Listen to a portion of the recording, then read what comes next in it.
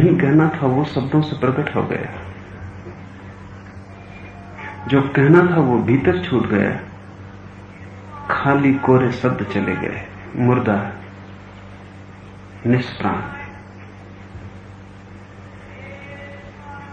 ध्यान कर लेना इतना कठिन नहीं, लेकिन ध्यान से जो जाना जाता है वो उसे बता देना जिसने कभी ध्यान ना किया हो, करीब करीब असंभव है। ये कहानी ध्यान की कठिनाई के संबंध में नहीं, ये कहानी ध्यान को बताने के संबंध में। कहानी बड़ी प्रीतिकर है। एक आदमी लटका है एक वृक्ष के पत्तों को मुंह से पकड़े हुए।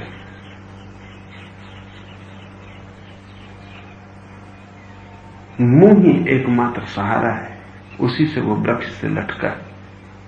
नीचे भयंकर खड्डे, बोला कि गया। और वहां उससे कोई पूछता है कि बोधि धर्म भारत से चीन क्यों आया? पहले तो इस सवाल को समझ ले, क्योंकि ज़ेन परंपरा का पारिभाषिक सवाल है। कोई 1400 वर्ष पहले एक बहुत अनूठा आदमी भारत से चीन गया। उस अनूठे आदमी का नाम था बोधि धर्म। भारत से जो लोग बाहर गए हैं, इससे ज्यादा अनूठा आदमी कभी भारत के बाहर नहीं गया। बोधि धर्म चीन क्यों गया? ज़ेन फकीर इस सवाल को पूछते हैं। ये एक पहेली है। बोधि धर्म भारत से चीन गया, बड़े गहन कारण थे उसके। उसके पास कोई संपदा थी जो वो किसी को देना चाहता था, लेकिन लेने वाला आदमी न मिला। मजबूरी में उसे चीन जाना पड़ा खोजने, इस आशा में कि शायद कोई चीन में मिल जाए। संपदा सभी को तो नहीं दी जा सकती। हीरे उन्हीं को दिए जा सकते हैं जो पारखी हो, अन्यथा हीरे फेंक दिए जाएंगे, खो जाएंगे, क्योंकि जो नहीं जानते उनके लिए तो हीरा पत्थर है। उनके लिए हीरा खिलवाड़ हो जाएगा और खोने में ज्यादा देर न लगेगी। ध्यान की जो संपदा है वो तो अदृश्य है, उसके पार की खोजना तो बहुत मुश्किल है। और जो उसे लेने को तैयार न हो, उन्हें देने का कोई उपाय नहीं, क्योंकि जिनके हृदय के द्वार बिल्कुल खुले हो, केवल वे ही उस संपदा को संभाल पाएंगे। तो बोधि धर्म ना दरवाजे खटखटाता रहा अनेक लोगों के, लेकिन पाया उसने कि कोई आदमी खोजना मुश्किल है। आखिर भारत जैसे देश में, जहां ध्यान की इतनी लंबी परंपरा है, कि इतनी लंबी परंपरा संसार में कहीं भी नहीं, वहां बोधि धर्म को एक आदमी न मिला जिसको वो ध्यान की संपदा दे देता। इसलिए प्रश्न पूछने जैसा है कि बोधि धर्म चीन क्यों गया, लेकिन उसके पीछे कारण है। इसी कारण कि भारत के पास ध्यान की बड़ी पुरानी संपदा है, भारत ने उसे खो दिया। कुछ संपदाएं ऐसी हैं कि उन्हें अगर रोज नया न किया जाए तो वे खो जाती। कुछ संपदाएं ऐसी हैं कि अगर पुरानी हो जाएं सड़ जाती। कुछ संपदाएं ऐसी हैं कि अगर आप आश्वस्त हो जाएं कि वे आपके हाथ में हैं तो आपके हाथ रिक्त हो जाते। भारत की ध्यान की परंपरा अति प्राचीन है, इतिहास के पार जाती है यात्रा, प्राग ऐतिहासिक। मोहनजोदड़ो, खजूर, हड़प्पा जैसे पुराने अवशेष वैज्ञानिक कहते हैं कि कोई 7000 वर्ष पुराने, वहां भी मूर्तियां मिली हैं जो ध्यानस्थ हैं।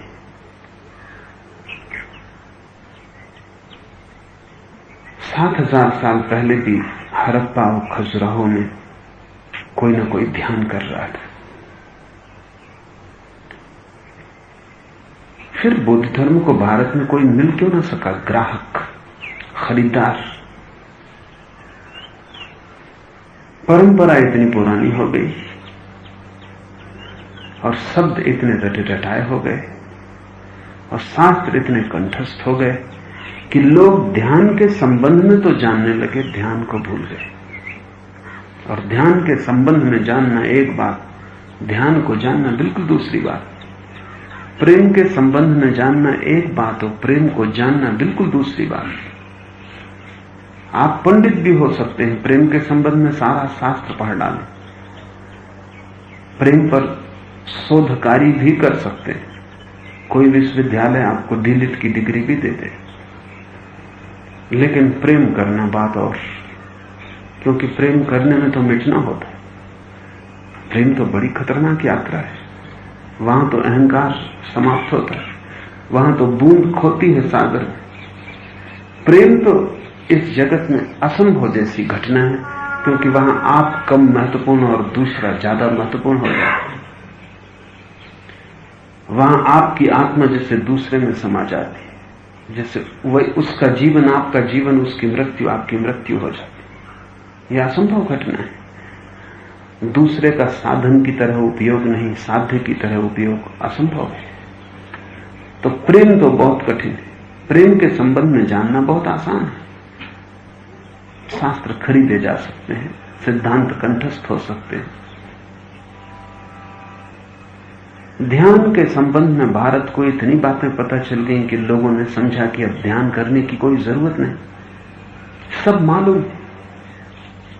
और जब सब मालूम ही है तो अब और खोज करने को क्या रहा। बुद्ध महावीर खो गए, बुद्ध और महावीर की वाणी हाथ में रह गई। बौद्ध धर्म भटकता रहा, पंडित उसे मिले जो बड़े जानकार थे, शास्त्र जिनकी जीभ पर रखा था, सरस्वती के जो वरद पुत्र थे। गणित में उनका कोई मुकाबला न था। तर्क उनसे करें तो हार के सिवाय आपको कुछ भी न मिलेगा। लेकिन वो आंखें न मिली जो ध्यानस्थ हो, वो हृदय न मिला जो ध्यान से भरा हो, वो व्यक्तित्व न मिला जो ध्यान की समाधिस्थ अवस्था में हो, जिसको संपदा बौद्ध धर्म दे दे। पंडित मिले बहुत, आचार्य मिले बहुत, जानकार मिले बहुत, अनुभवी न मिला। जैन फकीर पूछते हैं कि बौद्ध धर्म चीन क्यों गया? भारत में आदमी न मिला ध्यान करने वाला तो चीन जाना पड़ा। यह प्रश्न बड़ा महत्वपूर्ण है, क्योंकि बौद्ध धर्म के जाने के साथ ही भारत का अध्यात्म तिरोहित हुआ। बौद्ध धर्म का जाना इस बात का सूचक था कि अध्याय समाप्त हुआ। अब यहां रूखे सूखे लोग हैं, उनमें हरियाली खो गई। अब यहां निष्प्राण कब्रें, अब उनमें मंदिर का खोजना मुश्किल है। बौद्ध धर्म का भारत के बाहर जाना किसी ध्यानी व्यक्ति की तलाश में भारत की गरिमा जैसे अस्त हो गई, भारत से सूर्य जैसे विदा हो गया। लेकिन बौद्ध धर्म चीन ही क्यों गया? बड़ी दुनिया थी, कहीं भी जा सकता था, आखिर चीन क्यों चुना? इसलिए प्रश्न बड़ा महत्वपूर्ण है। भारत क्यों छोड़ा? भारत इसलिए छोड़ा कि कोई ध्यान ही न मिला जिसको संपदा दे दे। चीन क्यों गया? चीन में थोड़ी आशा थी, क्योंकि भारत में अगर बुद्ध पैदा हुए तो चीन में लाओस से पैदा हुआ। दोनों करीब करीब एक ही समय में पैदा हुए। जब भारत में बुद्ध थे तो चीन में लाओस से था। लाओस ने शब्दों का बिल्कुल उपयोग नहीं किया। और भारत तो पांडित्य से भर गया, लेकिन लाओसे की जीवन धारा अभी भी बह रही थी, जो अभी पांडित्य से नहीं भरी थी। क्योंकि लाओसे का पूरा पूरा जोर पांडित्य के विपरीत था, जानकारी के विरोध में था, सूचनाओं से कोई सार नहीं। लाओसे का बुद्धत्व बुद्ध से भी ज्यादा शब्द शून्य। इसलिए जहां लाओत्से की हवा थी, सोचा बोधि धर्म ने कि शायद वहां कोई व्यक्ति मिल जाए, और अगर लाओत्से और बुद्ध का मिलन हो जाए तो जो धारा पैदा होगी वो सदियों तक बहेगी। ये एक क्रॉस ब्रीडिंग का बड़ा गहरा प्रयोग। हम पश्चिम से सांड को खरीद के लाते, भारतीय गाय पश्चिम का सांड, तो जो बच्चे पैदा होंगे वे सबल होंगे, सक्षम होंगे, ज्यादा दूध देने वाले होंगे। जो हम सांड के साथ करते हैं वो बोधि धर्म ने ध्यान के साथ किया। यहां बुद्ध की धारा थी, महावीरों की धारा थी, उपनिषदों की धारा थी, एक बड़ी गहरी क्रांतिकारी खोज थी, लेकिन उसका संभालने वाला नहीं मिल रहा था। संपदा इतनी बड़ी थी कि उतना बड़ा हृदय नहीं मिल रहा था। शायद लाओत्से की धारा में कोई जिंदा हो, और अगर इन दोनों का मिलन हो जाए तो एक ऐसा नया जीवन प्रयोग होगा, शायद बहुत जी सके। और बोधि धर्म सही साबित हुआ। ज़ेन वो परंपरा है जो बुद्ध और लाओत्से के मिलने से पैदा हुई। तो ज़ेन ना तो बौद्ध है और न ताओवादी है, ज़ेन दोनों का मिलन है। इसलिए ज़ेन में जो मधुरिमा है वो न बुद्ध की धारा में न लाओत्से की धारा में। जब भी दो भिन्न धाराएं मिलती हैं तो जिस बच्चे का जन्म होता है वो अनूठा होता है। जितने दूर की धाराएं हों उतना ही अद्वितीय संतति पैदा होती है। इसलिए हम भाई बहन को शादी नहीं करने देते, क्योंकि भाई बहन इतने करीब हैं, बच्चा बहुत अच्छा नहीं हो सकता, तनाव नहीं होगा, और जब तनाव नहीं होगा तो जीवन क्षीण होगा। अगर भाई बहन विवाह करें तो बच्चे की उम्र ज्यादा नहीं होती, बच्चा जल्दी मर जाए, और बच्चे में प्रतिभा भी नहीं होगी, क्योंकि प्रतिभा के लिए बड़ी दूर की धाराओं का मिलन चाहिए, तब एक नई चीज उत्पत्ति होती है। भाई बहन इतने एक जैसे हैं कि उन्हीं जैसा एक बच्चा पैदा होगा, अद्वितीय नहीं होगा, बेजोड़ नहीं होगा। इसलिए सारी दुनिया में भाई बहन की शादी को हम रोकते, संबंधियों की शादी को रोकते, जितना दूर का हो। अगर ये तर्क ठीक से समझा जाए और इससे जीव शास्त्री राजी कि तर्क ठीक है, तो इसका मतलब यह हुआ कि जहां तक बन सके न केवल जाति, न केवल परिवार, निकटता को रोकना चाहिए, बल्कि खून, रंग, भाषा जितनी दूर की हो, जितनी अंतरराष्ट्रीय शादी हो, उतना बच्चा ज्यादा सप्राण पैदा होगा।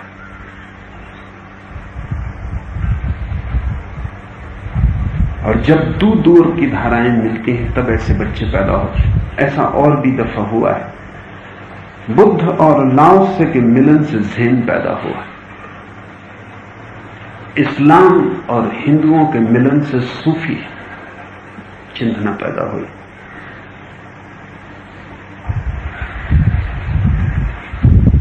ईसाइयत और यहूदियों के मिलन से हसीद पैदा हुए, और ये तीनों धाराएं सबसे ज्यादा जीवंत धाराएं। इस समय पृथ्वी पर जो सबसे ज्यादा मूल्यवान है वो ये तीन धाराओं में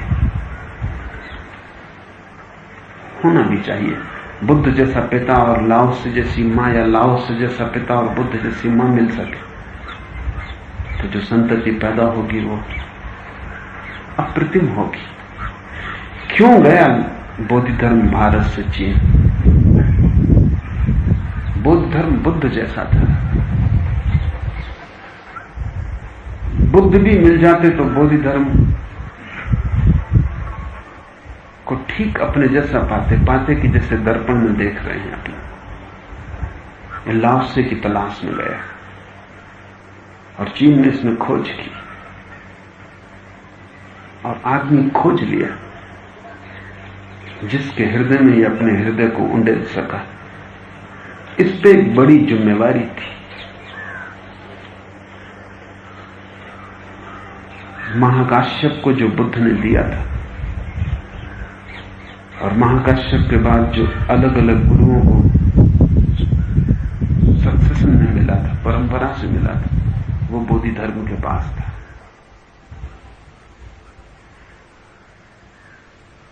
ऐसा कठिन सवाल पूछ रहा है एक आदमी उससे जो मुंह के बल लटका हुआ है खाई के ऊपर। वो उससे पूछ रहा है कि बोधि धर्म भारत से चीन क्यों गया। कथा कहती है कि अगर ये आदमी बोले तो मरे, क्योंकि वाणी निकली कि इसका जो पकड़ है वृक्ष से वो छूट जाएगी। बोला कि मरा, न बोले तो भटक जाए। न बोले तो भटक जाए इसलिए कि जिसके पास भी ध्यान की संपदा हो, वो अगर देने से इनकार करे तो वो संपदा खो जाए। इसे थोड़ा समझ लेना जरूरी है। इस जगत में दो तरह की संपदाएं हैं। एक तो अगर आप दें तो खो जाती है। धन है आपके पास, अगर आप दें तो खो जाएगा। अगर बचाना है तो अपना तो देना ही, मत दूसरे का छीनना। ऐसी संपदा जो देने से खो जाती है और छीनने से बढ़ती है, उसको ही हमने पाप कहा है। और एक और संपदा है पुण्य की, जिसका नियम इसके ठीक विपरीत है। अगर रोको मर जाती, दे दो बच जाती। जितना बांटो उतना बढ़ती, जितना बचाओ उतना सड़ती। बाहर की संपदा छीनना पड़ती है, शोषण करना पड़ता है। भीतर की संपदा का दान करना पड़ता है। भीतर और बाहर के नियम बिल्कुल अलग। तो ये कहानी कहती है कि अगर वो आदमी न बोले तो खो जाए। क्योंकि कोई पूछ रहा है ध्यान क्या है, कोई पूछ रहा है बोधि धर्म भारत से चीन क्यों गया। वो यही पूछ रहा है कि ध्यान क्या है, ये बुद्ध और लाओत्से का मिलन क्या है। इस मिलन से जो जन्म हुआ वो क्या है, वो रहस्य क्या है। यह आदमी जानता है उस रहस्य को। बोले तो पकड़ छूटती है और खो जाएगा, न बोले तो भटक जाएगा। यह आदमी क्या करे। ये ज़ेन पहेली है। साधक को दी जाती है कि वो इस पर ध्यान करे और पता लगा के लाए कि वो आदमी क्या करे। तुम मुश्किल में पड़ोगे, क्योंकि इसमें दोनों तरफ उपाय नहीं दिखते। बोला तो मर जाएगा, शायद बोल भी नहीं पाएगा और मर जाएगा। क्योंकि जैसा ही पहला शब्द निकलेगा कि पकड़ छूट जाएगी, वो खाई में गिर जाएगा। शायद पूरी बात कह भी नहीं पाएगा इस आदमी से। न बोले तो भटक जाएगा। और दो ही उपाय दिखते हैं। बुद्धि की समझ में नहीं आता अब और क्या किया जा सकता है। तो ज़ेन गुरु अपने साधकों को कहता है, बैठो इस पर ध्यान करो कि यह आदमी क्या करे। समझो कि तुम लटके हो, तुम क्या करोगे। भूल जाओ कहानी को, तुम ही इस स्थिति में हो। क्या तुम्हारा उत्तर होगा, क्या तुम्हारा प्रत्युत्तर होगा। बोलोगे या चुप रहोगे। बुद्धि के साथ मजा है कि बुद्धि के पास सदा दो विकल्प होते हैं, तीसरा नहीं होता। बुद्धि द्वंदात्मक है, उसका द्वंद है, हां और ना, बस दो ही उत्तर होते हैं।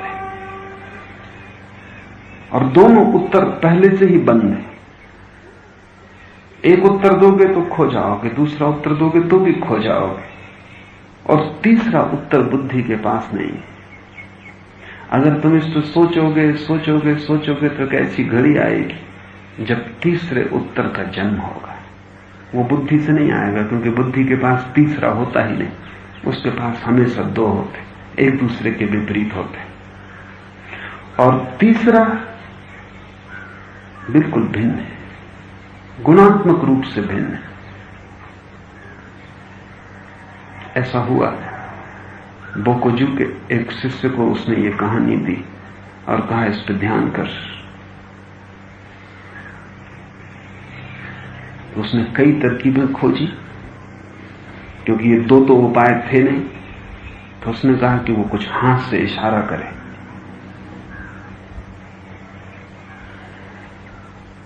बुद्धि ने कुछ रास्ता खोजने की कोशिश की, हाथ से कुछ इशारा करके बताया।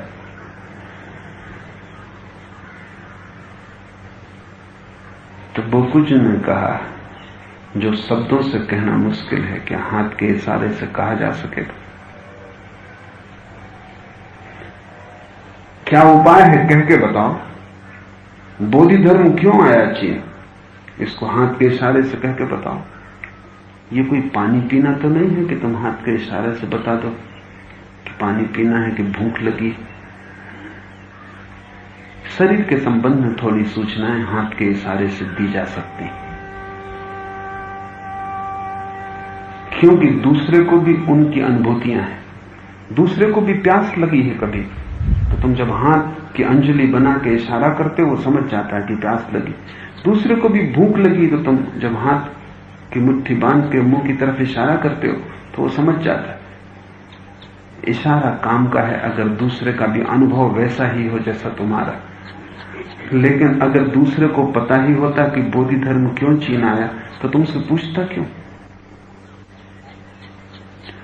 ध्यान के संबंध में कुछ भी तो कहना मुश्किल है, क्योंकि दूसरे का कोई भी अनुभव नहीं, इसलिए भाषा असमर्थ है। अगर मैं कहूं प्रेम, तुम थोड़ा बहुत समझ जाते हो।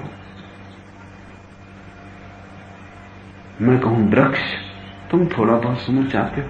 मैं कहूं प्रार्थना, तुम कुछ भी नहीं समझ पाते। मैं कहूं परमात्मा, शब्द गूंजता है, खो जाता है। भीतर कोई आकार निर्मित नहीं होता, कोई अर्थ नहीं बनता, भीतर कोई सुगंध नहीं फैलती, कोई सत्य का साक्षात्कार नहीं होता। परमात्मा, शब्द गूंजता है, खो जाता है।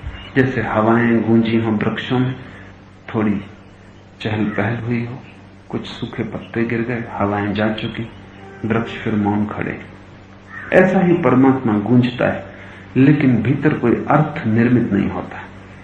अर्थ होता ही कब निर्मित है? जब तुम भी अनुभव से गुजरे होते हो। यही कठिनाई है। अगर तुम भी अनुभव से गुजरे हो तो इशारे की भी जरूरत नहीं। तुम अनुभव से नहीं गुजरे तो कोई इशारा काम नहीं करेगा।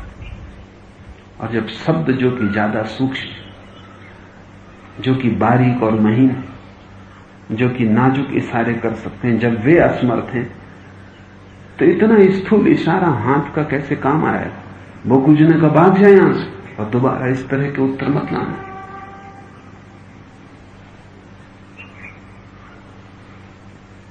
ऐसे शिष्य बहुत उत्तर लाया। कभी उसने कहा कि आंख से,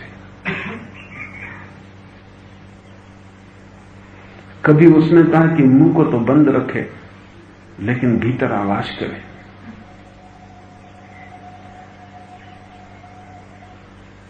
उसने कई रास्ते खोजे, लेकिन कोई रास्ता स्वीकार नहीं किया जा सका, क्योंकि ध्यान को किसी इशारे से नहीं कहा जा सकता। और अगर यह आदमी ध्यान को उपलब्ध था तो इसकी आंखें तो कह ही रही थी कि ध्यान क्या है, अब और क्या किया जा सकता है। अगर आदमी दरवाजे पर खड़ा हुआ आंखों को समझ पाता तो पूछता ही नहीं।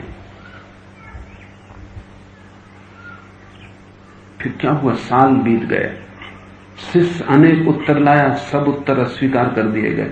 उसकी बुद्धि चक्कर खाती रही, खाती रही, खाती रही, थक गया। फिर उसने खोज ही छोड़ दी। फिर उसे साफ दिखाई पड़ गया कि उत्तर हो ही नहीं सकता, ये स्थिति बेबूझ है।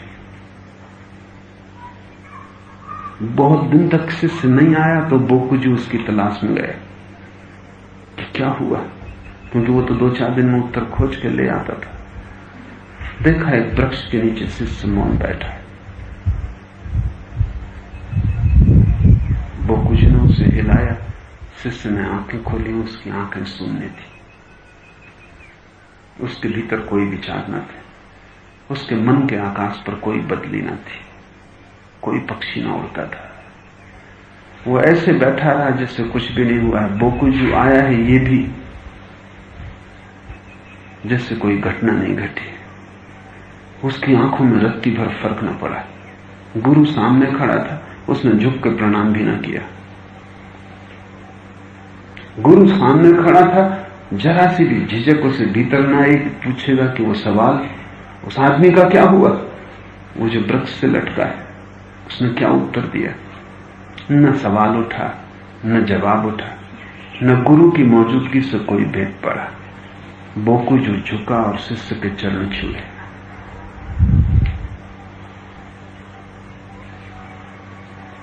वो बात फिर नहीं उठाई गई, वो सवाल फिर नहीं पूछा गया। वो बात जैसे समाप्त ही हो गई, उत्तर मिल गया। जब तक बुद्धि उत्तर देगी तब तक उत्तर नहीं मिलेगा। जब बुद्धि चुप हो जाती तो उत्तर मिल जाता। उत्तर तुम में छिपा है, वो बुद्धि के विकल्पों में नहीं है, वो बुद्धि के द्वंद्व में नहीं है, वो तुम्हारी निर्द्वंदता में है। और तुम कब होते हो निर्द्वंद, अखंड? जब बुद्धि शांत होती। जब तुम सोचते नहीं तब तुम इकट्ठे होते हो, जब तुम सोचते हो तब तुम बढ़ जाते हो। जितने ज्यादा विचार उतने तुम्हारे खंड हो जाते, जितना निर्विचार उतने तुम अखंड हो जाते। जब तुम अखंड हो वही उत्तर है। ये कोई प्रश्न उत्तर पाने के लिए नहीं था, ये प्रश्न बुद्धि को थकाने के लिए था। मैं जो भी ध्यान के प्रयोग तुमसे करने को कह रहा हूं वो तुम्हारे शरीर और तुम्हारी बुद्धि को थकाने के प्रयोग है। तुमसे कह रहा हूं कि दरवेश विरले, दरवेश नृत्य, तुम घूमते ही जाते हो, घूमते ही जाते हो, चक्री खाते जाते हो। थोड़ी देर में बुद्धि भी थक जाती है, शरीर भी थक जाता है। अगर तुम थकने के पहले ही गिर गए तो चूक जाओगे। अगर तुम बिल्कुल थक गए, इतनी भी ऊर्जा न बची भीतर की एक विचार निर्मित हो सके, अचानक तुम शून्य हो जाओगे। उसी शून्य में उत्तर है कि बोधि धर्म चीन क्यों आया। उसी शून्य में उत्तर है कि ध्यान क्या है। ध्यान में ही उत्तर है कि ध्यान क्या है, और कोई उपाय नहीं। क्या करे वो आदमी? वो कुछ भी ना करे, वो सिर्फ ध्यान में रहे। न बोलने की जरूरत है क्योंकि बोला तो गिरेगा, न बोलने की जरूरत है क्योंकि नहीं बोला तो चूकेगा। ये थोड़ा सा जटिल है क्योंकि हमें लगता है यही तो दो स्थितियां हैं, बोलो या न बोलो। एक और भी स्थिति है जिसको कहते हैं शांत रहो, वो न बोलने से अलग है। न बोलने की स्थिति बोलने के विपरीत है। तुम बोलते हो, तुम्हें कुछ करना पड़ता है। जब तुम नहीं बोलते तब भी तुम्हें कुछ करना पड़ता है, रोकना पड़ता है। मैंने तुमसे पूछा तुम्हारा नाम क्या है, तुम बोलो तो तुम्हें प्रश्न करना पड़ता है। तुम न बोलो तो तुम्हें प्रश्न से अपने को रोकना पड़ता है क्योंकि नाम तुम्हें मालूम, तुम्हारा नाम तुम्हें पता है। न बोलो तो तुम्हें प्रश्न करना पड़ता है रोकने का कि न बोलो। बोलो तो प्रश्न करना पड़ता है, न बोलो तो प्रश्न करना पड़ता है। शांत होना बिल्कुल तीसरी अवस्था, वहां कोई प्रश्न नहीं, न बोलने का न बोलने का। वो आदमी लटका ही रहे, न तो बोले और न बोले, क्योंकि दोनों में झंझट है। बोले तो गिरेगा, न बोले तो भटक जाएगा। वो बोलने की झंझट में ही न पड़े, न बोलने की झंझट में पड़े, वो चुनाव न करे। बोलना न बोलना एक दूसरे के विपरीत है। न बोलना शांत होना नहीं, न बोलने में भीतर आग जलती रहती। न बोलने में तुम भीतर तो बोलते ही चले जाते हो, न बोलने में तुम बोलना तो चाहते थे, रोकते हो। न बोलना नकारात्मक बोलना है, वो भी बोलना है। किसी को तुम गाली दो, ये बोलना है, और फिर किसी को गाली न दो, रोको, तो गाली तो भीतर गूंजती चली जाती है। एक तीसरी अवस्था है, गाली उठती नहीं, न तुम बोलते हो न बोलते हो, गाली की लहर ही नहीं आती। इस तीसरी अवस्था का नाम ध्यान है। वो जो आदमी वृक्ष से लटका है वो लटका ही रहे, वो कुछ भी ना करे, रत्ती भर भी चहल पहल उसके भीतर ना हो। इस आदमी ने पूछा कि बोधि धर्म क्यों चीन गया? इस प्रश्न से कोई भी उत्तर उसके भीतर ना उठे, वो कोई उत्तर की तलाश भी ना करे।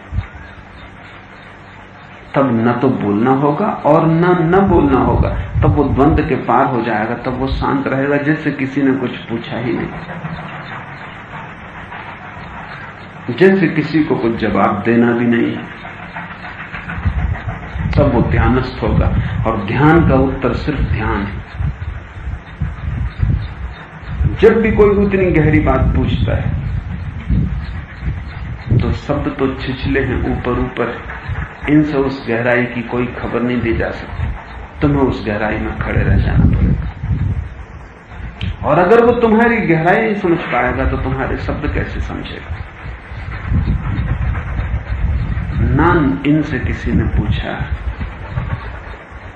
कि सार बात एक शब्द में कह दो, ज्यादा न तो मेरे पास समय है न सुविधा है, सार बात एक शब्द में कह दो। नान चुप रहा। उसने कहा अगर सार ही पूछना है तो एक शब्द का भी आग्रह मत करो। अगर असार जानना है तो जितना कहो उतना बोल सकता हूं, लेकिन अगर सार जानना है तो एक शब्द भी आग्रह मत करो। पर उस आदमी ने कही जरा ज्यादा हो जाए, संक्षिप्त करें लेकिन इतना संक्षिप्त नहीं, थोड़े में कहें लेकिन इतना थोड़े में भी नहीं, क्योंकि फिर मैं समझूंगा नहीं अगर आप चुप रह गए। एक शब्द इशारे के लिए। तो नानन ने कहा ध्यान। उस आदमी ने कहा कि काफी नहीं, थोड़ा बढ़ाएं, थोड़ी व्याख्या। तो नानन ने कहा ध्यान और ध्यान। उस आदमी ने कहा यह पुनरुक्ति है, इससे कुछ विस्तार नहीं हुआ, थोड़ी और कृपा। तो नानन ने कहा ध्यान और ध्यान और ध्यान। वो आदमी उठ के खड़ा हो गया। उसने कहा कि पागलपन की बात है, आप वही दोहराए जा रहे हैं। नानन ने कहा पहली तो बात, जब तुमने शब्द का आग्रह किया तभी सब खो गया। एक शब्द मैंने किसी तरह कहा, कुछ थोड़ा उसमें बचा है, अगर व्याख्या की वो भी खो जाए।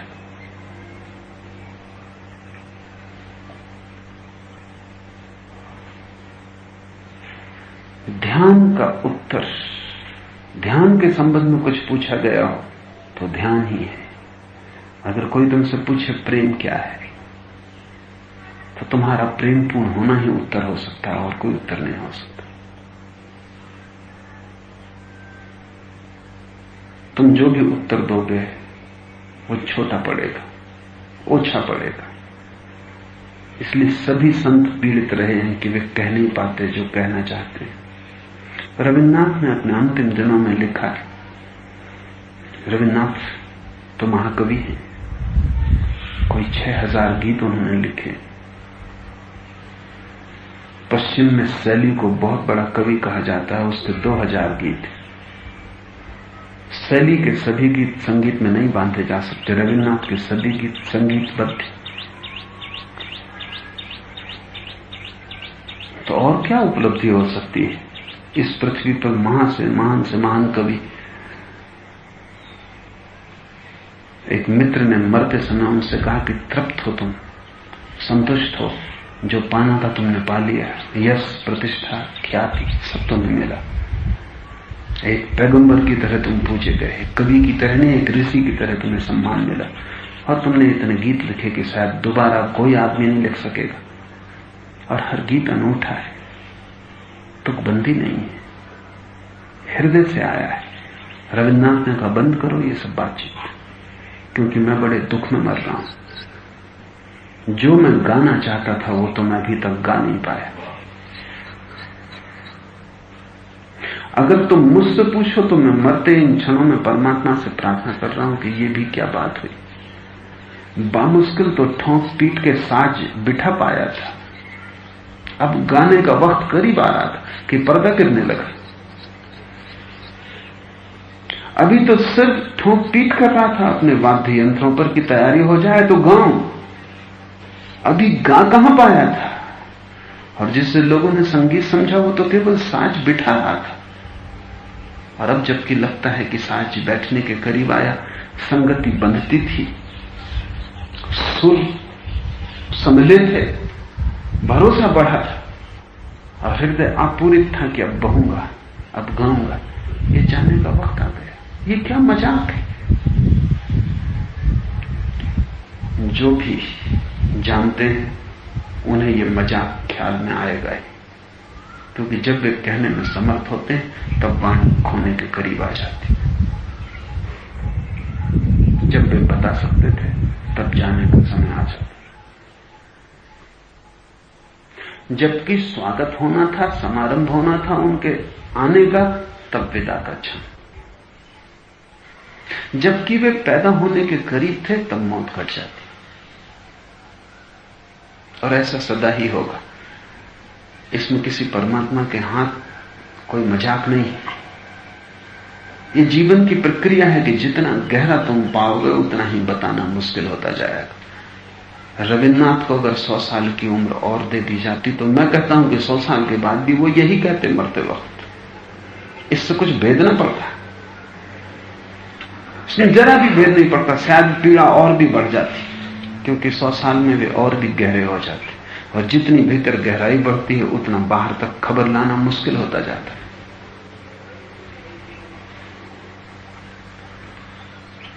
सत्य को कहा नहीं जा सकता, ध्यान को, प्रेम को बताया नहीं जा सकता, जिया जा सकता है।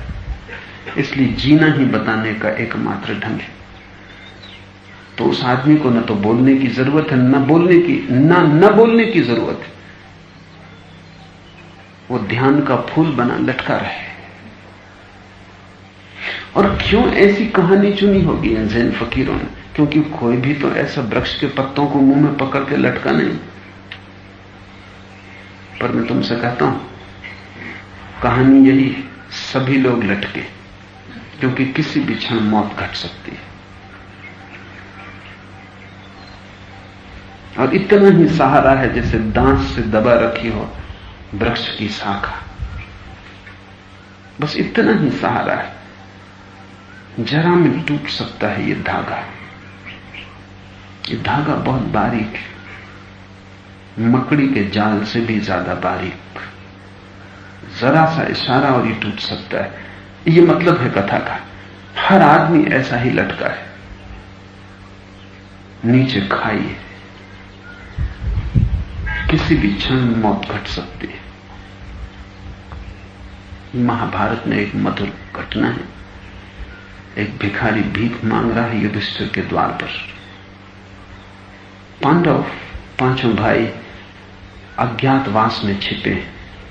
मांगने वाले को भी पता नहीं कि छिपे हुए सम्राट। युधिष्ठिर सामने ही पड़ गए हैं। उन्होंने कहा कल आ जाना। भीम खिलखिला के हंसने लगा। युधिष्ठिर ने पूछा कि तू पागल तो नहीं हो गया, क्यों खिलखिला रहा है? उसने कहा कि मैं जाता हूं गांव में ढिंडोरी पीटाऊं कि मेरे बड़े भाई ने समय को जीत लिया है। एक भिखारी को उन्होंने वायदा किया कि कल आ जाना। युधिष्ठिर दौड़े, उस भिखारी को वापस लाए और कहा कि भीम ठीक कहता है। ऐसे वो जरा बुद्धि से मंद है, लेकिन फिर भी कभी कभी उसे झलक आती। कभी कभी मंद बुद्धि लोगों को झलकें आ जाती और बहुत कुशल बुद्धि लोग चूक जाते। कुशल बुद्धि अक्सर पंडित हो जाते।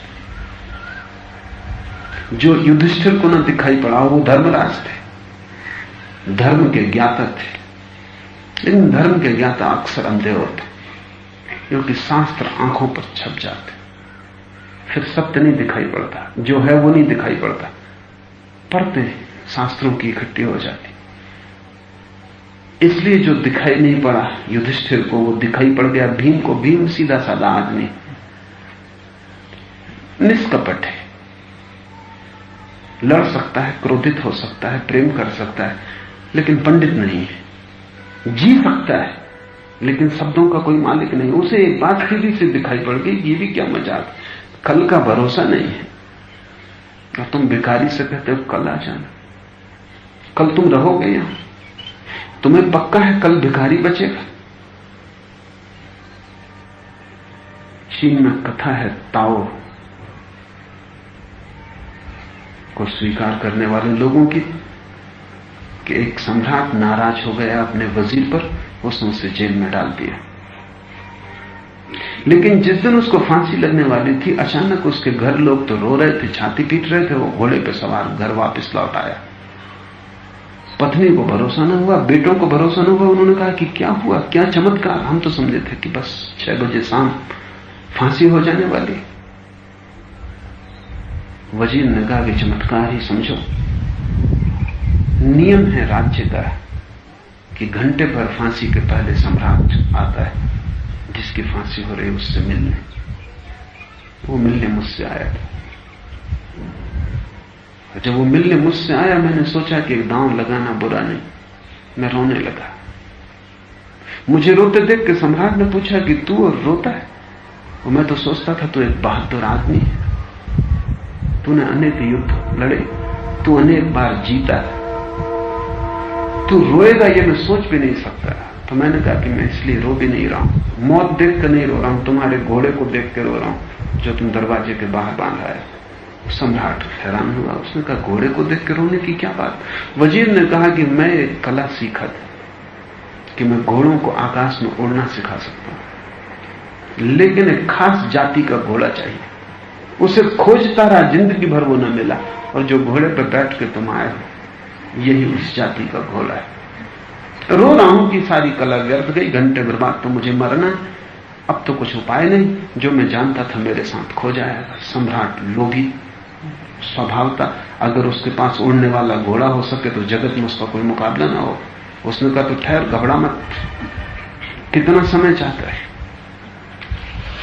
तो वजीर ने कहा 1 साल, 1 साल में इस घोड़े को उड़ना सिखा दूंगा। सम्राट ने कहा कुछ अड़चन की बात नहीं, अगर 1 साल में घोड़ा उड़ना सीख गया तो तेरी मौत तो बचेगी ही, मैं अपनी लड़की से तेरी शादी भी करूंगा और आधा राज्य भी तुझे दे दूंगा। लेकिन अगर 1 साल बाद घोड़ा उड़ना नहीं सीख पाया तो तेरी फांसी हो जाएगी, हर्ज कुछ भी नहीं। पत्नी और जोर से छाती पीट कर रोने लगी कि ये भी तुमने क्या किया, क्योंकि मुझे भली भांति पता है ऐसी कोई कला तुम जानते नहीं। वजीर ने कहा वो तो मुझे भी पता है, लेकिन साल भर में क्या भरोसा, घोड़ा मर जाए, सम्राट मर जाए, मैं मर जाऊं, साल भर इतना लंबा वक्त है।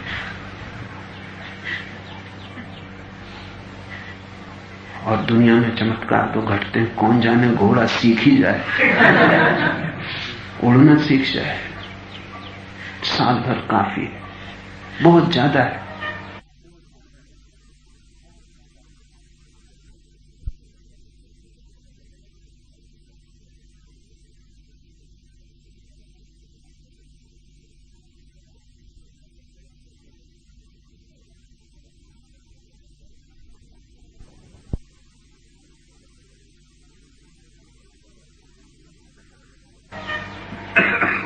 भीम को दिखाई पड़ गया कि एक दिन का भरोसा नहीं है, कल तुम बचो न बचो, देने की हालत बचे न बचे, ये भिखारी बचे न बचे, फिर ये वचन अधूरा रह जाएगा धर्मराज, फिर लोग लिखेंगे कि तुम झूठ बोले।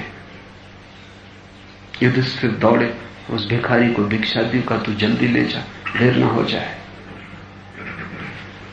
हम सब लटके हैं, किसी भी क्षण शाखा टूट सकती है, किसी भी क्षण मुंह खुल सकता है। और क्यों ये कथा इस तरह चुनी? क्योंकि जब भी आदमी मरता है तो अक्सर मुंह खुल जाता है, इसलिए ज़ैन फकीर कहते हैं मुंह से पकड़ के हम रुके। जब आदमी मरता है तो मुंह खुल जाता, पकड़ छूट जाती, हाथ वगैरह से पकड़ने का उपाय नहीं, मुंह से ही पकड़े हुए।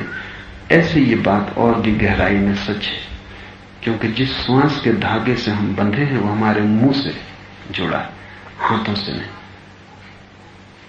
श्वास कटी, हम कट गए। तो अगर जीवन को हम एक वृक्ष समझे तो श्वास के धागे से हम मुंह से उससे बंधे।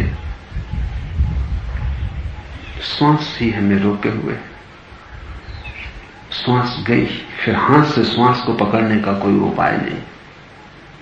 इसलिए फकीर जो भी कहते हैं मतलब तो होता ही है, बेमतलब वे कुछ कहेंगे भी नहीं। मुंह से पकड़े हुए हैं और लटके। प्रतिपल मौत है और जीवन हर क्षण खतरे में। जो जानता है वो बोलेगा भी नहीं, क्योंकि बोलते से ही सब गलत हो जाता है। सत्य को बोला नहीं जा सकता। बोलते से ही सब गलत हो जाता है, क्योंकि सत्य को बोला ही नहीं जा सकता। फिर बुद्ध बोलते हैं, कृष्ण बोलते हैं, बोलते ही चले जाते हैं। तो सवाल उठता है, जब सत्य बोला नहीं जा सकता तो बुद्ध बोलते क्यों, चुप क्यों नहीं हो जाते? बुद्ध जो भी बोलते हैं वो सत्य नहीं है। सत्य तो बोला ही नहीं जा सकता। बुद्ध कुछ और बोल रहे हैं। वो ऐसा ही जैसे बच्चों को मिठाई बांटी जा रही हो ताकि बच्चे बैठे रहें। कुछ और घटाने का आयोजन है, मगर मिठाई न बांटी जाए, बच्चे भाग जाएं। इसलिए हम मंदिर में प्रसाद बांटते हैं, मिठाई बांटते हैं। बुद्ध मिठाई बांट रहे हैं, वो प्रसाद है, क्योंकि कुछ बच्चे सिर्फ मिठाई को ही समझ सकते हैं और कोई चीज नहीं समझ सकते। मैं तुमसे बोल रहा हूं, जो बोल रहा हूं वो सत्य नहीं है, वो सत्य हो नहीं सकता। बोलते ही सत्य खो जाता, अखड़ खाई में गिर जाता है आदमी। वहां से कुछ बोला नहीं जा सकता। एक शब्द बोले कि गए। फिर तुमसे बोल रहा हूं, वो मिठाई बांटना है। उस बोलने के बहाने तुम यहां बैठे हो। अगर मैं चुप हो जाऊं तुम जा चुके। मेरी चुप्पी में तुम न बैठ सकोगे। बोलने के बहाने तुम बैठे हो, वो सिर्फ मिठाई है, वो प्रसाद है। तुम शायद प्रसाद लेने मंदिर आए हो, प्रार्थना करने नहीं, लेकिन प्रसाद के बहाने शायद प्रार्थना भी हो जाए। बोलने के बहाने शायद मेरे पास बैठे बैठे तुम्हें शांति का सुर भी पकड़ जाए, शायद शून्य की झलक भी आ जाए। तो ये केवल बहाना है। बुद्ध बोलते हैं वो बहाना है। बुद्ध चाहते तो वो देना है तुम्हें जो कि बोल कर नहीं दिया जा सकता, लेकिन तुम शब्द ही समझ सकते हो, इसलिए शब्द का उपयोग है। वो तुम्हारे लिए है, सत्य के लिए नहीं। तुम्हारे कारण है, सत्य के कारण नहीं। जो भी बोला जाएगा वो बोलते ही असत्य हो जाता है। इसलिए सब बोलना कथा है, कहानी है। मैं जो इतनी कहानियों को उपयोग करता हूं उसका कारण कुल इतना है कि सब बोलना एक कहानी, सब बोलना एक पुराण है। सत्य को तो जाना जा सकता है,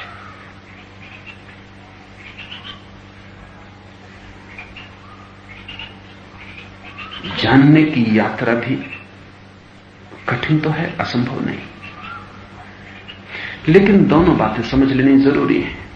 ध्यान में उतरना कठिन है, इसलिए नहीं कि ध्यान कठिन है, बल्कि इसलिए कि तुम जटिल हो।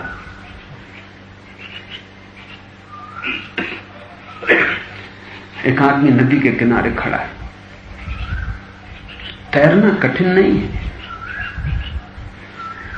लेकिन डर के मारे वो नीचे पैर ही नहीं रख पाता। डर के मारे पानी में नहीं उतर पाता। वो डर कठिनाई पैदा कर रहा है। तैरना कठिन नहीं है। इस आदमी को फेंक दिया जाए पानी में, ये तैरना, हाथ पैर तड़फड़ाना शुरू कर देगा। तैरने में और अनजान आदमी के हाथ पैर तड़फड़ाने में बहुत फर्क नहीं है, शैली का फर्क है। जरा सी व्यवस्था का फर्क है। अगर तुम्हें कोई ऐसा ही धक्का दे दे पानी में तो भी तुम तैरोगे, लेकिन तुम्हारे तैरने में संगति ना होगी। यह भी हो सकता है तुम डूब जाओ, नदी के कारण तुम न डूबोगे, उल्टा सीधा तैरने की वजह से डूब जाओगे। तुम खुद ही उलझन खड़ी कर लोगे। जिस दिन तुम तैरना सीख जाओगे, क्या सीखोगे तुम? यही हाथ पैर का फेंकना, तरफड़ाना थोड़ा व्यवस्थित हो जाए, तुम थोड़े आश्वस्त हो जाओगे, भय कम हो जाएगा। इसलिए जो तुम्हें तैरना सिखाता है वो तैरना नहीं सिखाता, सिर्फ तुम्हें आश्वासन सिखाता है। बाकी तैरना तुम जानते हो। तो गुरु के पास कोई ध्यान नहीं सीखता, सिर्फ आश्वासन सीखता है, क्योंकि ध्यान में उतरना, छलांग लगाना किसी का भरोसा चाहिए। कोई कहता कूद जाओ, डरो मत, मैं खड़ा हूं, मैं संभाल लूंगा। जो लोग भी तैरना सिखाते हैं उनकी कुल कला इतनी है कि वो तुम्हें भरोसा दिला देते हैं कि मैं खड़ा हूं। तुम जानते हो ये आदमी तैरना जानता, तुमने इसे नदी पार होते देखा, कोई डर नहीं। बस तुम्हारे डर को कम करने की जरूरत है। गुरु तुम्हारे डर को काटता है। गुरु भगवान नहीं दे सकता, भय को काट सकता है। भय कटा कि तुम भगवान हो।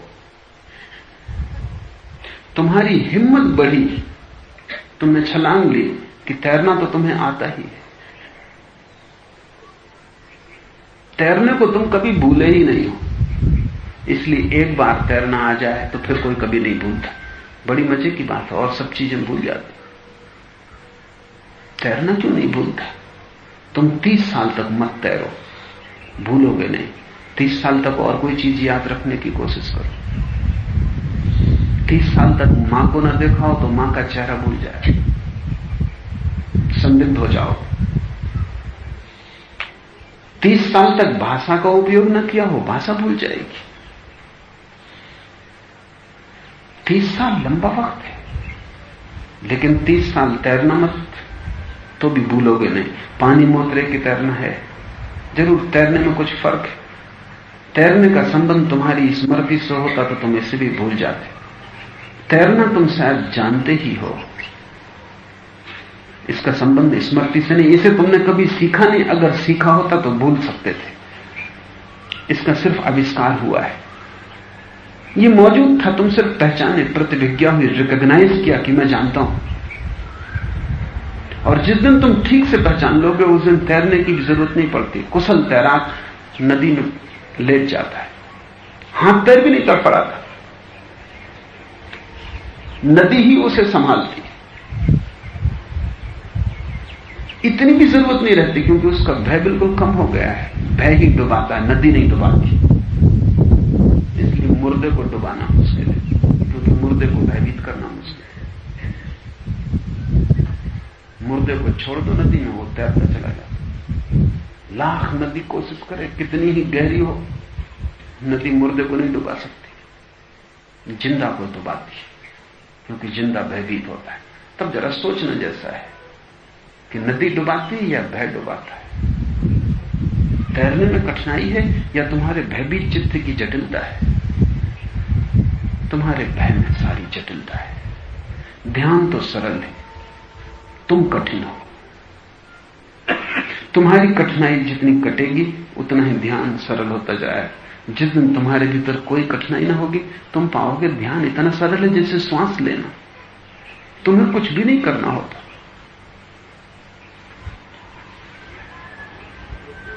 एक अर्थ में ध्यान से ज्यादा सरल कुछ भी नहीं है, क्योंकि वो तुम्हारा स्वभाव है।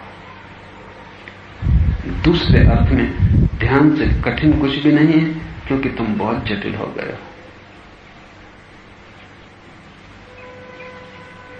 तुम्हारी जटिलता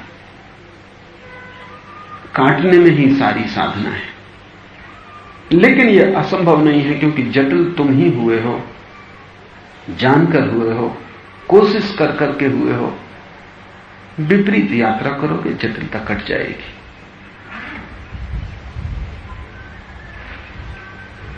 तुम्हारी हालत ऐसी है जैसे कोई आदमी कमर झुका के चलने का अभ्यास कर ले। कमर झुका के चले, साल 2 साल अभ्यास करना पड़े, फिर सरल हो जाए, फिर उसको सीधी कमर करना मुश्किल हो जाए। जन्मों जन्मों तक तुम विचार के साथ चले हो, विचार ने तुम्हारी कमर तिरछी कर दी। उसके कुछ फायदे हैं इस वजह से। मैंने सुना है गांव में एक आदमी था, रोज राज्य में युद्ध होते रहते, जवान पकड़ लिए जाते, स्वस्थ आदमी पकड़ लिए जाते, तो उसने पहले से ही झुक के चलना शुरू कर दिया। धीरे धीरे उसकी कमर तिरछी हो गई। जवान पकड़े जाते लेकिन उससे कोई कभी नहीं पकड़ता था। वो सोचता था कि ये झुक के चलने से कुछ हर्जा तो है नहीं, जब चाहेंगे सीधे खड़े हो जाएंगे, इसमें लाभ ही लाभ था। लेकिन थोड़े दिन में उसने पाया कि अब सीधे खड़ा होना असंभव है, कमर झुक ही गई। इन्वेस्टमेंट जब भी तुम करते हो किसी गलत चीज में, तो थोड़ा होश से करना। उससे कुछ लाभ दिखाई पड़ रहा हो, भला तात्कालिक, लंबे अरसों में महंगा पड़ जाएगा। विचार का कुछ लाभ है, चिंता का कुछ लाभ है, तनाव का कुछ लाभ है, इसलिए तुम तने हो, चिंता से भरे हो, विचार से भरे हो। इस जगत में कुछ चीजें बिना चिंता के नहीं मिलती। इस जगत में जो निश्चिंत है वो कुछ चीजें तो पा ही नहीं सकता। धन कमाना बहुत मुश्किल है जो निश्चिंत है। जो निश्चिंत है वो दिल्ली नहीं पहुंच सकता, राजपदों पर बैठना कठिन है। जो निश्चिंत है वो दूसरों की छाती पर सवार नहीं हो सकता, क्योंकि जब तुम दूसरों की छाती पर सवार होते हो तो चिंता पकड़ती है, क्योंकि दूसरों को भी तुम मौका देते हो कि तुम्हारी छाती पर सवार होने की कोशिश करें, कम से कम तुम्हारे छुटकारे से बाहर निकलने की चेष्टा करें। जब तुम पद की तलाश में जाते हो तो चिंता स्वाभाविक है। एक राज्य के मुख्यमंत्री मेरे पास आते थे, वो हमेशा कहते कोई तरह से मेरी चिंता से छुटकारा देना। मैंने उनसे कहा कि एक बात साफ कर लो, अगर मुख्यमंत्री रहना तो चिंता में कुशलता प्राप्त करो, छुटकारे की कोशिश मत करो, क्योंकि मुख्यमंत्री पद नहीं बचेगा अगर चिंता से छुटकारा करना है। और अगर चिंता से ही छूटना है तो इतनी तैयारी रखो कि मुख्यमंत्री पद छूट जाए। वो बोले कि नहीं, आप तो, आपकी कृपा हो तो दोनों चल सकते, किसी की कृपा से दोनों नहीं चल सकते, लेकिन आपका आशीर्वाद चाहिए। मैं आशीर्वाद इसमें दे भी नहीं सकता क्योंकि ये होने वाला नहीं। चिंता ना हो और मुख्यमंत्री का पद बना रहे, कैसे होगा? रॉकफेलर होना चाहते हैं और भिखमंगे की तरह शान से सोना भी चाहते हैं, दोनों नहीं हो सकते। भिखमंगे को कुछ तो बचने दो, उसको नींद बची है वो भी तुम चाहते हो।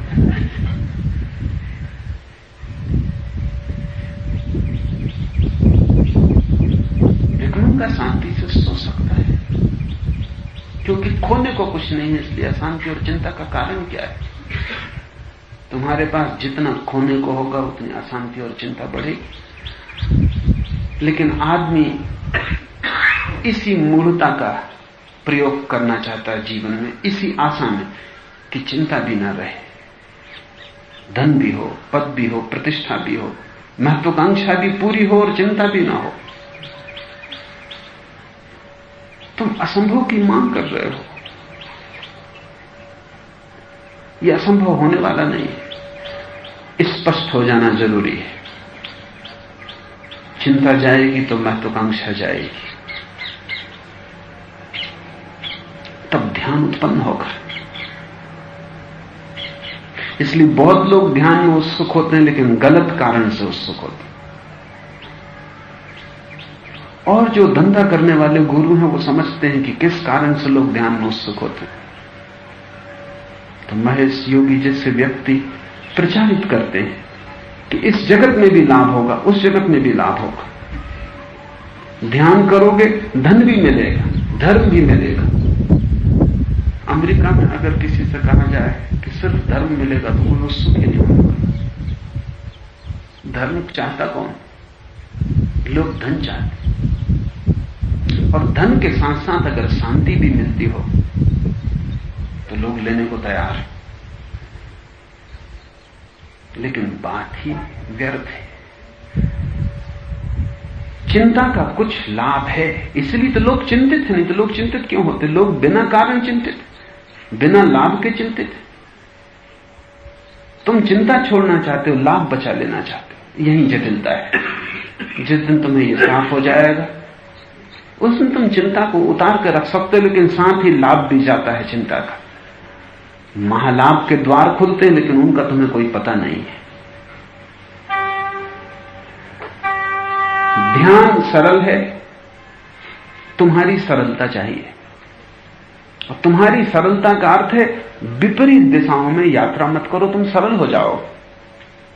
तुम विपरीत दिशाओं में चलोगे तुम जटिल हो जाओगे। एक आदमी ने बैलगाड़ी में दोनों तरफ बैल जोत लिए और वो दोनों तरफ हाँक रहा है। बैलगाड़ी कहीं नहीं जा रही, वो परेशान है, वो चीख चिल्ला रहा है, वो कह रहा है कोई रास्ता बताओ। उससे मैं कहता हूं एक दिशा के बैल खोल दो, दोनों जोड़ियों को एक ही दिशा में जोड़ दो, ये गाड़ी अभी सरपट भागेगी। पर दोनों दिशाओं में उसके लक्ष्य, इस तरफ दुकान है, इस तरफ मंदिर है, इस तरफ चिंता है, इस तरफ शांति है, इस तरफ धन है, इस तरफ ध्यान है, दोनों वो चाहता है। वो कहता आप कहते तो ठीक है, लेकिन कुछ ऐसा आशीर्वाद दो कि बैलगाड़ी दोनों मंजिलों पर पहुंच जाए। इसी आशीर्वाद की तलाश में चमत्कारी गुरुओं की खोज करता है, क्योंकि मेरा जैसा आदमी तो यह आशीर्वाद दे ही नहीं सकता है, क्योंकि जो देता है वो या तो मूढ़ है या शैतान है। इस आशीर्वाद का आश्वासन देना भी संघातक है, क्योंकि उस आदमी का जीवन नष्ट हो रहा है, उसकी ऊर्जा व्यर्थ हो रही। विपरीत लक्ष्य एक साथ नहीं पाए जा सकते। ये तुम्हें साफ हो जाए तो तुम सरल हो जाओ।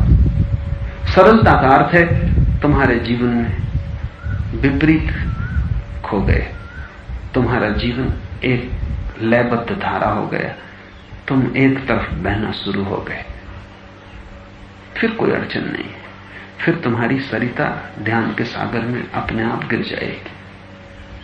फिर तुम्हें ध्यान सीखने की भी शायद जरूरत न पड़े, क्योंकि ध्यान कोई सिखा नहीं सकता। सरल व्यक्ति के जीवन में ध्यान के फूल लगने शुरू हो जाते। तो तुमसे मैं कहूंगा सरल हो जाओ, निर्दोष हो जाओ। और ध्यान रहे, जब मैं कहता हूं निर्दोष हो जाओ तो मेरा मतलब ये नहीं कि तुम सिगरेट मत पीना तो निर्दोष हो जाओगे, कि तुम शराब मत पीना तो तुम निर्दोष हो जाओगे, कि तुम मांस मत खाना तो तुम निर्दोष हो जाओगे। नहीं, हालांकि मैं जानता हूं तुम निर्दोष हो जाओगे तो तुम सिगरेट न पी सकोगे, शराब तुम न छू सकोगे, मांसाहार असंभव होगा। लेकिन तुम शराब न पियो, मांस न खाओ, सिगरेट न पियो तो तुम निर्दोष हो जाओगे। ये मैं नहीं कहता, इतना सस्ता नहीं है मामला, क्योंकि बहुत से लोग न शराब पी रहे हैं, न मांस खा रहे हैं, न सिगरेट पी रहे हैं और निर्दोष नहीं। बल्कि कई दफे तो ऐसा होता है कि ऐसे आदमी ज्यादा खतरनाक है। हिटलर न शराब पीता, न मांस खाता, न सिगरेट पीता। हिटलर शुद्ध शाकाहारी, शुद्ध शाकाहारी ही इतना उपद्रव कर सकता है जितना हिटलर ने किया। मुसोलिनी शुद्ध शाकाहारी। इन दो शाकाहारियों ने इस पृथ्वी पर जितना नरक खड़ा किया उतना कोई मांसाहारी कभी नहीं कर पाए। अगर साधुओं से पूछो तो हिटलर बिल्कुल साधु मालूम पड़ेगा। न फिल्म देखता, न संगीत में उसे रस है, न नाच देखने जाता। एक अर्थ में करीब करीब ब्रह्मचारी है, क्योंकि स्त्रियों में भी उसे रस नहीं। ब्रह्म मुहूर्त में उठता है और करीब करीब अपनी कोठरी में बंद है, लेकिन बड़ा विस्फोटक आदमी सिद्ध हुआ। तो मैं तुमसे नहीं कहता कि तुम इन चीजों को छोड़ दोगे तो सरल हो जाओगे। अगर तुमने सरलता के लिए इन्हें छोड़ा तो तुमने गणित तो पहले बिठा लिया। यही गणित तो तुम्हारी जटिलता है। तुमको कोई भरोसा दिला देता है कि सिगरेट मत पियो तो मोक्ष मिल जाएगा, तुम छोड़ देते हो। कभी तुमने सोचा कि कितने सस्ते में तुम मोक्ष पाना चाह रहे हो? सिगरेट छोड़ के तुम मोक्ष पाना चाह रहे हो। सिगरेट छोड़ के अगर मोक्ष मिलता हो तो पाने योग्य भी नहीं है, क्योंकि कीमत कितनी। अगर शराब छोड़कर मोक्ष मिलता हो तो पाने योग्य भी नहीं, कितना मूल्य होगा उसका जो शराब छोड़ने से मिल जाता हो। नहीं, तुम क्या करते हो इससे बहुत सवाल नहीं है। तुम्हारी सरलता का संबंध है कि तुम विपरीत दिशाओं में मत बहो। तुम जो भी करो उसमें एक संगति हो, उसमें एक आंतरिक संगीत हो, उसमें विघटन और विरोध ना हो। सरलता का अर्थ है तुम एक तरफ प्रवाहित, और यही बुद्धिमानी का लक्षण है कि तुम बहुत तरफ न बहो, बहुत दिशाओं में यात्रा मत करो। तुम्हारी जीवन ऊर्जा एक तीर की तरह चले तो तुम लक्ष्य तक पहुंच जाओगे। लक्ष्य दूर नहीं है, सरल होते ही चित्त ध्यान को उपलब्ध हो जाता है। इस कथा में ध्यान की कठिनाई नहीं बताई गई है, बताया गया ध्यान के संबंध में बताना कठिन। तो एक तो कठिनाई है बुद्ध की, जब वो 6 वर्ष तक ध्यान की साधना करते, वो कठिनाई बड़ी नहीं है। दूसरी कठिनाई है 40 वर्षों तक जब वो ध्यान के संबंध में लोगों को समझाते, वो दूसरी कठिनाई बड़ी है। पहली कठिनाई तो वो 6 साल में पार कर गए, दूसरी कठिनाई वो 40 साल में भी पार नहीं कर पाए। पहली कठिनाई तो सभी लोग थोड़े बहुत दिनों में पार कर लेते हैं, दूसरी कठिनाई अब तक कोई पार नहीं कर पाया, कभी कोई पार कर भी नहीं पाएगा। सत्य को जानना सरल, सत्य को बताना मुश्किल है। सत्य को जीना सरल, जीकर ही बताना एकमात्र रास्ता है।